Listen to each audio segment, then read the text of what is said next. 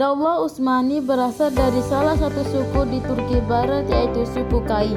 Pada waktu Genghis Khan melakukan agresi di wilayah Turkistan yang didiami suku Kai, merasa terancam sebagai pemimpin suku Kai, akhirnya Sulaiman Shah meminta perlindungan dari penguasa Transylvania bernama Jalaluddin Manggurbisi bin Khawarizmi. Namun pada akhirnya Transylvania berhasil dikuasai oleh tentara Mongol. Sulaiman Shah memimpin anggotanya untuk pergi ke Kurdistan dan ke Azerbaijan. Namun dalam usahanya memasuki wilayah Syam, terhalang oleh bentangan sungai yang luas. Pada saat menyerbangi sungai Efrat, datang banjir hingga terbawa arus dan akhirnya meninggal dunia. Sulaiman Shah meninggalkan 4 orang putera, Sankurtakin, Tongdai, Ertugrul, dan Dandan. Pasca meninggalnya Sulaiman Shah, kelompok besar keluarganya terbagi menjadi 2. Satu kelompok menginginkan kembali ke daerah asal dan satu kelompok lainnya melanjutkan ekspedisi ke wilayah Asia kecil bernama Ertugrul dan Dandan.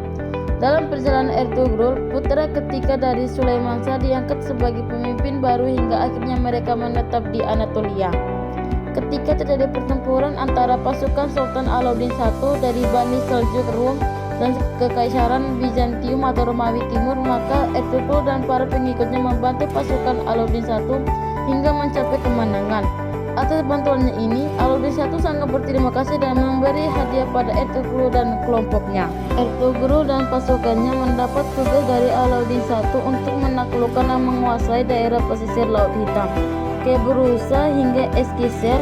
Oleh Alauddin I, pasukan Ertugrul diberi gelar Muqaddamah Sultan atau tentara pelopor Sultan, sedangkan Ertugrul sendiri menyematkan gelar untuk dirinya Sultan Oki atau Kening Sultan.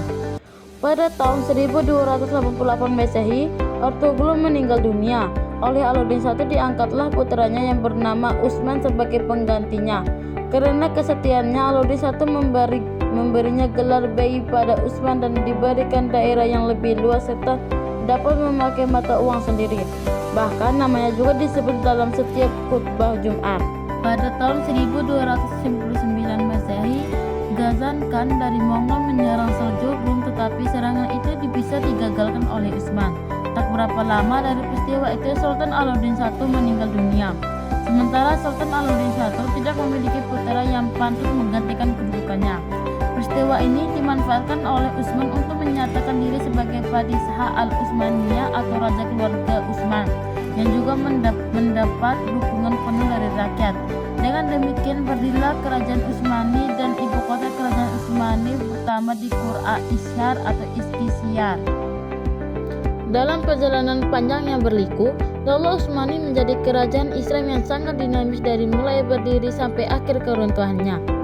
Jasa besar Daulah Utsmani bagi perkembangan Islam di dunia timur masih bisa dirasakan sampai sekarang. Sebagian ulama awal di Indonesia merupakan tokoh ulama yang berasal dari Daulah Utsmani yang diutus langsung oleh para sultan untuk menyebarkan Islam di Indonesia.